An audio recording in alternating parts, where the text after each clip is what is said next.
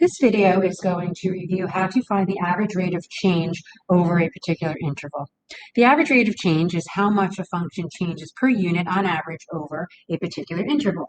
And it is derived or found by calculating the slope of a straight line that connects the points over that interval. Those points are found again at the end of each interval, and we're going to calculate slope. Quick review, our slope is equal to y2 minus y1 over x2 minus x1. This formula, again, helps us find the average rate of change between 2 points. A couple of examples. First, a graphical example looks at a graph where we want to find the average rate of change of f of x over the interval from 0 to 9 for x. So in order to calculate, we need to find two of the points that will make at the ends of our intervals. So our first value is 0 on our interval. So we're going to go to our graph, look at 0, and see that the coordinate that corresponds to 0 is 0, negative 7. The upper end of our interval is at 9. Going to 9 on our graph, we find that that upper coordinate is 9, 3. Using those 2 points, we have an x1, y1, and an x2, y2. So we can evaluate our average rate of change as y2 minus y1 over x2 minus x1. So in this case, we have 3 minus negative 7 over 9 minus 0. Our average rate of change, after simplifying this, comes out to be 10 over 9.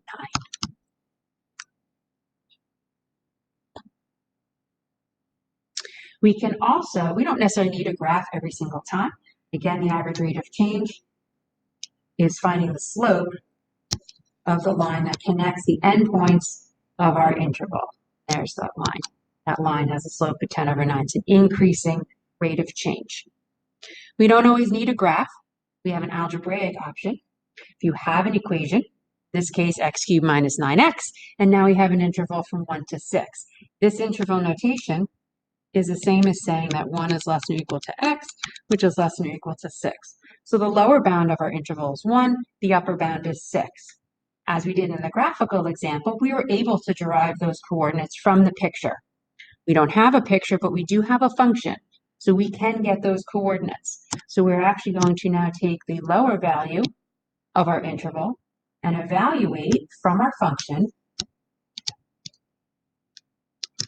We are going to look at what g of 1 would be. We're going to take 1, we're going to cube it, we're going to subtract 9 times that 1, plug in 1 for x, and g of 1 is now 1 minus 9, so g of 1 comes out to be negative 8.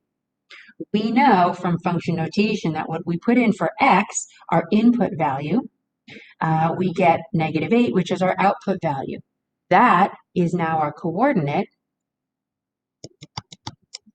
of 1, negative 8.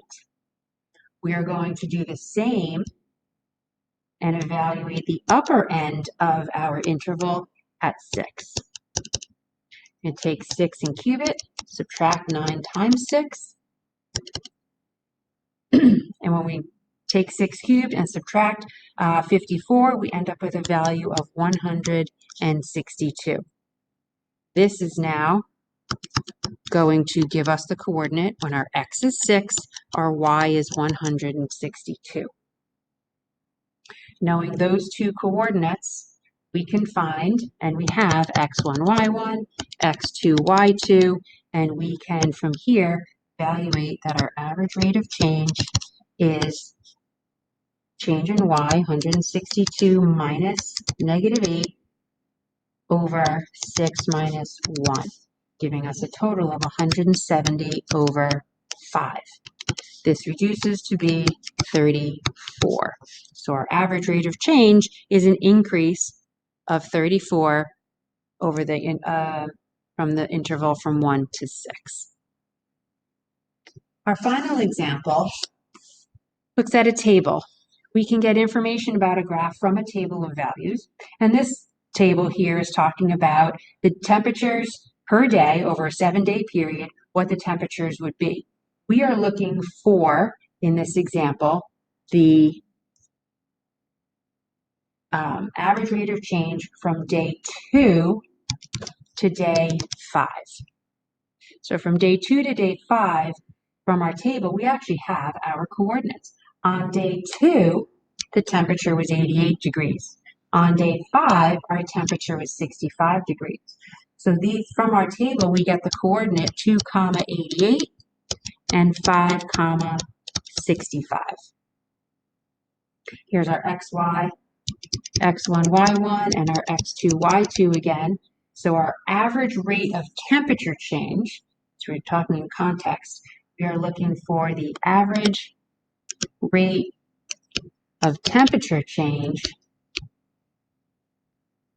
is equal to 65 minus 88 over 5 minus 2.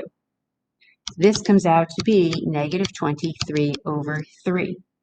And in the context of this problem, this is saying that the temperature, this shows a temperature decrease of 23 degrees in 3 days. It's negative, so it is a decrease, and it's over 3 days, so negative 23 over 3, which also comes out to be approximately, if we divided this, negative 7.67 degree drop in temperature